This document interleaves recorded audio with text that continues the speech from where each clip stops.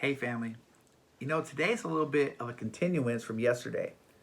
Yesterday we talked about how we're supposed to ask God for things. And today we're going to talk about how we might not always get what we want, but we will get what we need. In Matthew chapter 7, starting with verse 9, it talks about, or which one of you, if his son asks him for bread, will give him a stone? Or if he asks for fish, will give him a serpent? If you then, who are evil, know how to give good gifts to your children, how much more will your Father who is in heaven give you good things to those who ask him? Now, there's a lot of people who have really taken this out of context and say, you know what?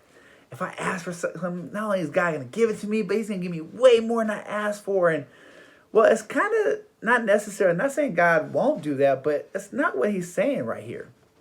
What he's actually using is God might not always give you what you're asking for, what you want, but he'll always give you what you need.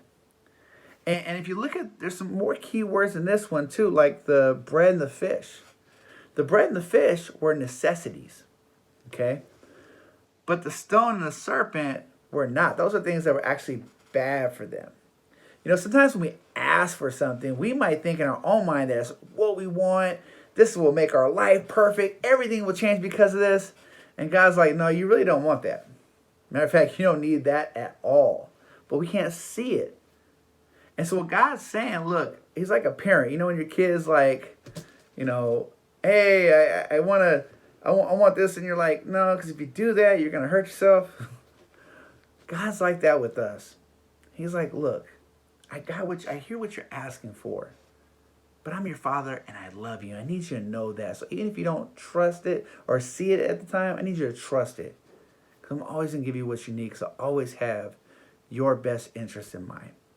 So the next time you pray for something, know that God will answer it. Might not be the way you want to initially, but it'll always be the best way that's for you. All right, family. You guys have a blessed day.